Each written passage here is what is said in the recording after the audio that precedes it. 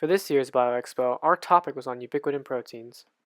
Ubiquitin is a conjugate protein found in all eukaryotic cells. Its main function is to monitor cell growth and decay. Ubiquitin can help diagnose diseases and help with cancer research. Some of the ubiquitin used in the experiment was mutated, which means that the reaction site is chemically altered to be less reactive. This video will help you understand what goes on at the molecular level. The UPS marks a target destined for destruction by using a ubiquitous small protein found in all cells, aptly named ubiquitin. In essence, proteins tagged with ubiquitin are given a very visible death sentence. There's a lot of ubiquitin present in cells, but it can't attach itself to proteins at random. It is a highly regulated and controlled system to avoid any unwanted protein degradation. First, it must be primed for action by an E1 ubiquitin activating enzyme. This process also requires energy in the form of ATP, or adenosine triphosphate. The activated ubiquitin is then transferred from the E1 onto a second enzyme called an E2 ubiquitin conjugating enzyme.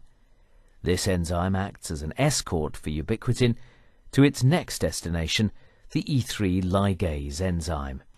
The E3 enzyme acts as a platform on which the target protein substrate and the active E2 ubiquitin complex can meet and interact. The E3 enzyme is extremely fussy about exactly which E2 enzyme and which protein can interact. The correct E2 enzyme loaded with activated ubiquitin can move and position itself correctly on the E3 ready for action. When both protein and ubiquitin are loaded onto the E3 enzyme, they're brought close enough together for the ubiquitin to be transferred to the target protein substrate either directly from the E2 or through a short hop via the E3. This process can be repeated several times to create a polyubiquitin chain on the protein. The creation of this chain is the death knell for the protein. It provides a clear signal to the cell's waste disposal unit, the proteasome, to start work.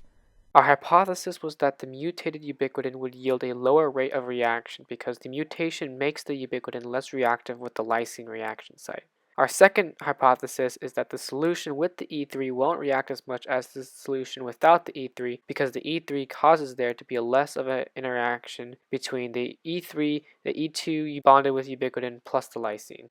In this experiment, there are 4 solutions.